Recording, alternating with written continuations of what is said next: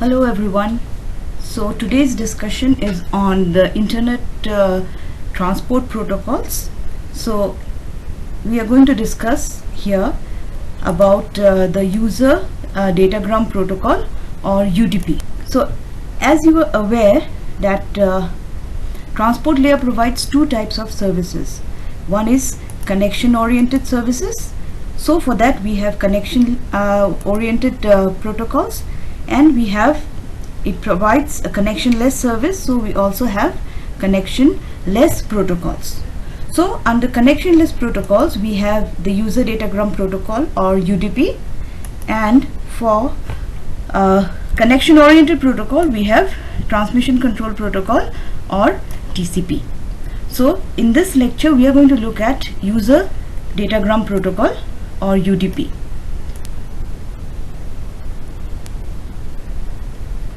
So whatever is the size of the header plus the depth will come in the total length, the third field of your user datagram of the UDP packet. And the last field carries an optional value which is called the checksum. We'll just go and we'll see what this checksum is all about.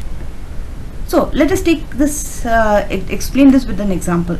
So here we have a UDP header. So this is the UDP header. So you know that UDP header is 8 bytes, and this number is represented in the hexadecimal format. So each digit of this number is represents 4 bits. So 4 each. So here this total is your 8 bytes. Now the questions asked is, what is the source port number, what is the destination port number, what is the total length of the datagram, user datagram, and what is the length of the data. So let's find the solution to this. So this is the UDP header. So as you know, each of these digits is 4 bits. So the first 4 digits would represent the first field, which is the source port. The second, so CB84 is the source port. Second, the next 4 digits, hexadecimal digits, represents the destination port. The next 4 would represent the length, and the last 4 would represent the checksum. So you can see this represents the source port, this the destination, this is the length, and this is the checksum. So this is how we can interpret the UDP header. Continuing with a solution. So the source port number is the first 4 digits. Since this is in hexadecimal, you convert it into decimal, you get this number. Similarly, the destination port number is the second 4 hexadecimal digits, so 000D again, which in decimal is 13. Then the third 4 hexadecimal digits, that is 001C, it defines the length of the TCP packet. So 001C is nothing but 28 bytes. So 28 bytes is the size of the length of the whole UDP packet. Now out of that, 8 bytes is reserved for the header. So the size length of the data would be 28 minus 8. So that is 20 bytes. So this is how you can interpret an UDP header. Okay, now let us move to the checksum. Okay, so the fourth field of a UDP packet is the checksum. So the checksum is provided in order to add some extra reliability. Now, as already mentioned, that this UDP does not have any reliability, so by adding this checksum we can add some, the process may, or the transport layer may decide to add some extra reliability to it. So what it does is that this checksum is a sum which is constructed on the UDP header, the data. So this together forms the UDP header, and the data together forms the UDP segment. And as you can recall that the UDP segment is sent to the network layer, which encapsulates it in a IP packet. So that IP packet also consists of an IP header. So at the transport layer, it assumes a conceptual IP pseudo header is considered, and based on that the checksum is computed.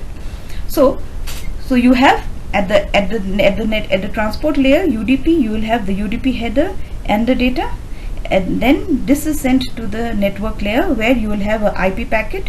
So IP packet will consist of IP header and payload. So the payload of the network layer would be the UDP segment. So UDP, so you can say that the IP packet will have IP header followed by UDP header followed by the data. So let's see how the checksum is calculated.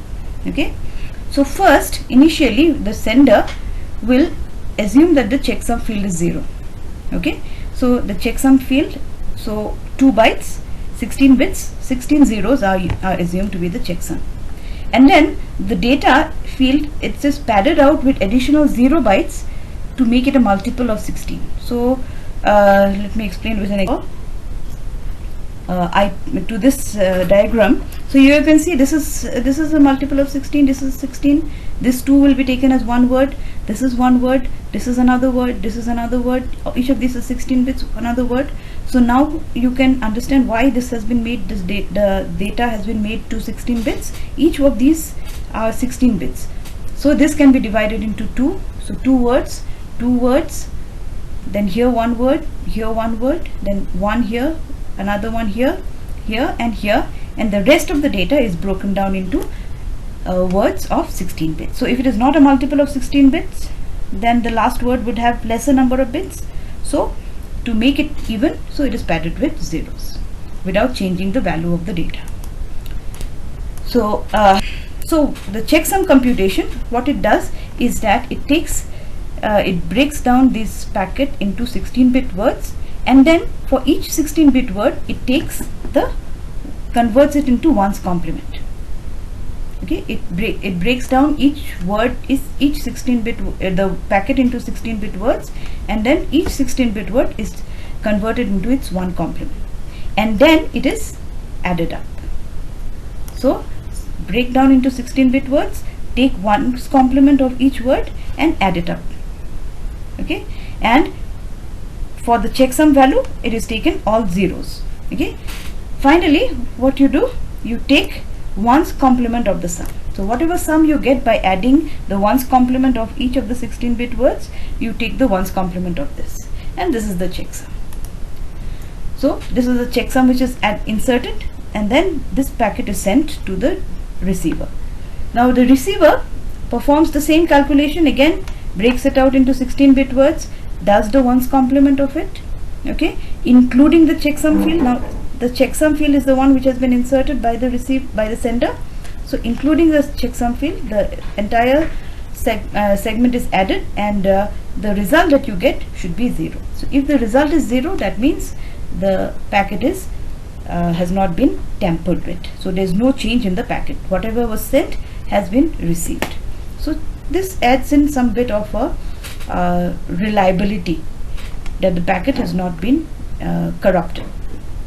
What is sent is 0101, 1100, and this checksum 0011. So now at the receiver side, the receiver will do the same computation, take the ones complement of each of this, okay, which is this and this, and it will also take the checksum value, and then it will add it all, and we will get when we add these, we get 1111. Okay, now take the ones complement of 1111. What we get? We get 0000. So the checksum is verified. So if any of these or this has been tampered with, then the result will not come to be 0000. So in that case, you will know that the receiver will know that the packet has been tampered with. Now this checksum field is optional. It is not compulsory. So if required, they will add this checksum, because remember, if you want to add the checksum, that means added responsibility, added overhead. So if in the optional case, what is done is the checksum field is filled with all zeros. So all zeros are is sent. Now this can lead to two scenarios. First scenario is the sender decides not to include the checksum. In that case, whatever is sent the sender will put all zeros in the checksum field, and the receiver will receive all zeros in the checksum field. Okay, so it will not compute. But it may happen that the sender decides to include the checksum, but the value of the sum that it gets is all ones. After computing the sum, it gets all ones. So if you take the ones complement of it, you will get all zeros. So the actual checksum is all zeros. So in that case, what happens? This is what is done to avoid so that the receiver does not mistake that the checksum is not included. So when the sender complements the sum, the result is all zeros. Okay, so the sender, what he'll do, they'll complement the result again before sending. So twice complementation of the sum is done. So you get the sum is all ones, now you convert it into all zeros. So it is, you take the ones complement, you get all zeros, then you complement it once again, so you get all ones. So what is sent is, instead of 0 0 0 0 1, all ones are sent. And then the second complement operation is needed to avoid confusion with the case of the first scenario. So this is required because of the problem with the first scenario. So so this is how the checksum field, if it is optional, it is filled with zero. You can go through this. This is just taken as an example. Now the services provided by UDP. So process to process delivery. So definitely we know the UDP provides process to process delivery using the socket address. So that is the IP and the port number. Then it provides connection less service. So each datagram of UDP is independent. So no sequence numbers are used. Then even if the same process is sending from the same process from the same source is sending to the same process in the same destination, multiple datagrams, but there will be no relationship between the different user datagrams. Even if the source, destination, everything is same. And because it is each UDP packet is independent, so there is no stream of data for UDP. And then each request, there is one restriction, that each request must be small enough to fit into one user datagram message, so which is less than, that means it should be less than 65,507 bytes. So this is because of the restriction of an IP packet. Then other services provided, flow control, no flow control, if required, must be implemented by the.